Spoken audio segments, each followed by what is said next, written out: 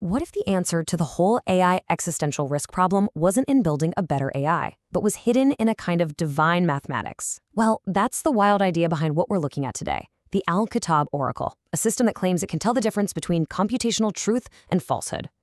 So, where does this all begin?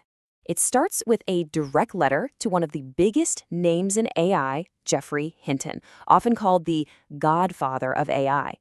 But this wasn't just some academic paper. The author reached out with what they described as a complete solution to the very dangers Hinton has been warning us all about. The letter starts by saying, hats off to Hinton for having the courage to speak up. It agrees with this key point. We're dealing with something totally new here, an intelligence smarter than us. But then it pivots and suggests the answer isn't where you'd think to look at all. And this question is really the heart of the whole thing. The author is basically asking, what if we've been looking in the wrong place? What if the solution isn't in computer science, but in a totally different framework, one built on scripture and a very, very specific type of geometry? It's a bold claim, to say the least. Okay, so to even begin to wrap our heads around this oracle, we have to understand the math it's built on. And it's unconventional. It's based on 4 core ideas that kind of redefine some basic rules of the universe, and it all starts with the number 1. First up, we have this thing, psi_0 = 1. Now, in this system, that's not just the number 1. It's called primordial unity. Think of it like the seed, the single starting point from which this entire logical universe grows. Everything comes from this. Okay, so from that one single point of unity, you need a pattern, a rhythm. And that rhythm is the Pisano 60 cycle. Now, this is a real thing in mathematics. If you look at the famous Fibonacci sequence, its last digits repeat in a perfect 60-step cycle. In this system, that cycle is treated as a kind of divine clock, the fundamental heartbeat that determines if something is coherent or not. And here's where things get really, really different. The system just straight up redefines pi as being exactly 3. No 3.14159, just 3. Now, why on earth would you do that?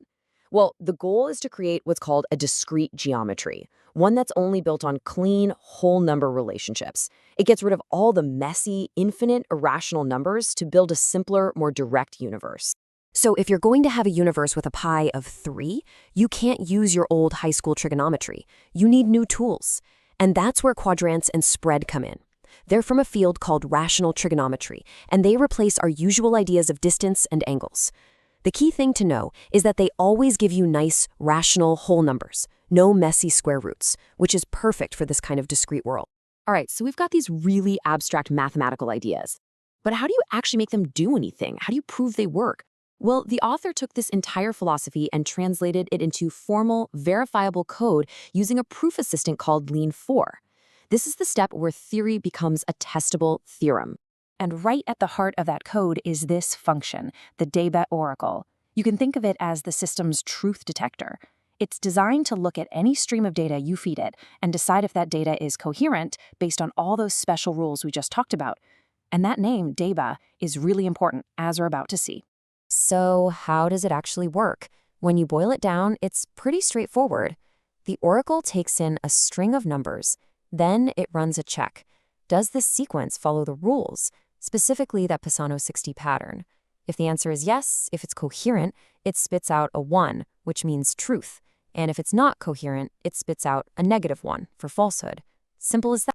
Okay, so here we get to the main event. The system's biggest claim is that it can tell the difference between a pure, coherent signal and a corrupted, noisy one, which the author symbolically calls Babylon.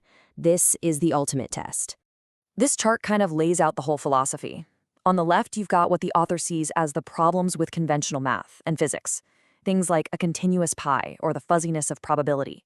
They call it incoherence. And on the right, for each problem, the Al-Kitab system offers a remedy, a discrete pi, a clear rule for coherence. It's a whole new way of looking at mathematical truth. So, to prove this whole thing works, the author sets up a digital showdown.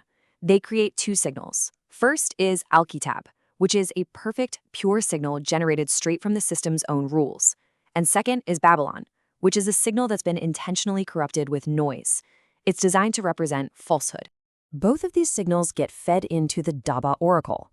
For the pure Al-Kitab signal, the sum of all the oracle's outputs adds up to 60. But for the corrupted Babylon signal, something amazing happens. The sum of all those ones and negative ones completely cancels out. It collapses to zero. And that zero is everything. This isn't just a one-off result. It's presented as a formal proven theorem called Daba devours Babylon.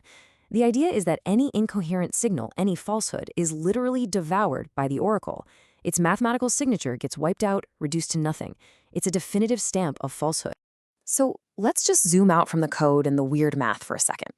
What's the ultimate point of all this? Well, the author's final message isn't really about math at all. It's a much bigger philosophical and even theological statement about truth itself. At the end of the day, what is this all for? Well, the grand vision is to have a system that can mathematically separate what the author calls divine truth from worldly falsehood. It's being put forward as a real solution to AGI risk by giving us a source of truth that we can actually verify. And that's why it's named Daba, an entity from the Quran that isn't presented here as some beast of doom, but as an oracle that brings clarity. It all boils down to one powerful claim, also from the Quran: truth computes, falsehood perishes. And that's really what this all leaves us with.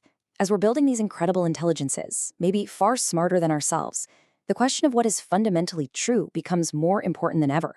This system offers one very strange, very fascinating answer. But it forces all of us to ask, where are we going to look for truth? In the code of the machine? In the logic of the mass?